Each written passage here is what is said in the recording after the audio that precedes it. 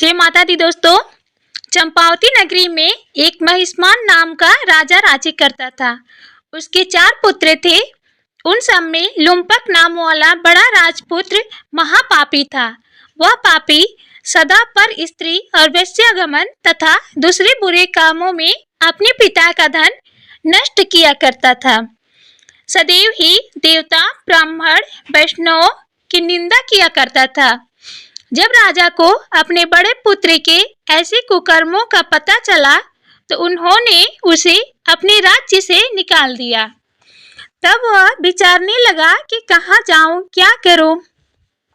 अंत में उसने चोरी करने का निश्चय किया। दिन में वह वन में रहता और रात्रि को अपने पिता की नगरी में चोरी करता। प्रजा को तंग करने और उन्हें मारने का कुकर्म करता। कुछ समय पश्चात सारी नगरी भयभीत हो गई। वह वन में रहकर पशु आदि को मारकर खाने लगा। नागरिक और राज्य के कर्मचारी उसे पकड़ लेते, किंतु राजा के भय से छोड़ देते।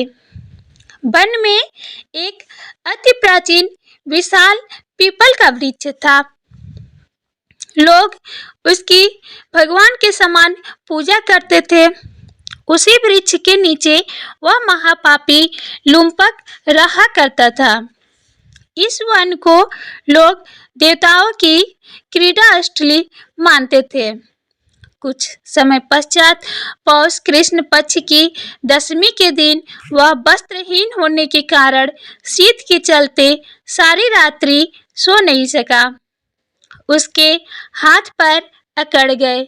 सूर्योदय होते होते वह मूर्छित हो गया। दूसरे दिन एकादशी को मध्याह्न के समय सूर्य की गर्मी पाकर उसकी मूर्छा दूर हुई। गिरता पड़ता वह भोजन की तलाश में निकला। पशुओं को मारने में वह समर्थ नहीं था, अतः पेड़ों के नीचे गिरे हुए फल उठाकर वापस उसी पीपल वृक्ष के नीचे आ गया। उस समय तक भगवान सूर्य अस्त हो चुके थे। वृक्ष के नीचे फल रखकर कहने लगा, हे भगवान, अब आपके ही अर्पण है ये फल, आप ही तृप्त हो जाइए। उस रात्रि को दुख के कारण रात्रि को भी नींद नहीं आई। उसके इस उपवास और जागरण से भगवान अत्यंत प्रसन्न हो गए और उसके सारे पाप नष्ट हो गए। दूसरे दिन प्रातः एक अति सुंदर घोड़ा अनेक सुंदर वस्तुओं से सजा हुआ उसके सामने आकर खड़ा हो गया। उसी समय आकाशवाणी हुई कि हे राजपुत्र, श्री नारायण की कृपा से तेरे पाप नष्ट हो गए हैं। अब तू अपने पिता के पास जाकर राज्य प्राप्त कर। ऐसी बाणी सुनकर वह अत्यंत प्रसन्न हुआ और दिव्य वस्त्र धारण करके भगवान आपकी जय हो, भगवान आपकी जय हो कहकर अपने पिता के पास गया। उसके पिता ने प्रसन्न होकर उसे समस्त राज्य का भार सौंप दिया और स्वयं वन के रास्ते चल दिए।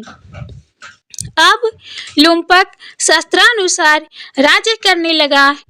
उसकी स्त्री, पुत्र आदि सारा कुटुंब भगवान नारायण का परम भक्त हो गया। वृद्ध होने पर वह भी अपने पुत्र को राज्य का भार सौंपकर वन में तपस्या करने चला गया और अंत समय में वैकुंठ को प्राप्त हुआ। अतः जो मनुष्य इस परम पवित्र सफला एकादशी का व्रत करता है उसे अंत में मुक्ति मिलती है। जो नहीं करते वे पूंछ और सींगों से रहित पशुओं के समान हैं।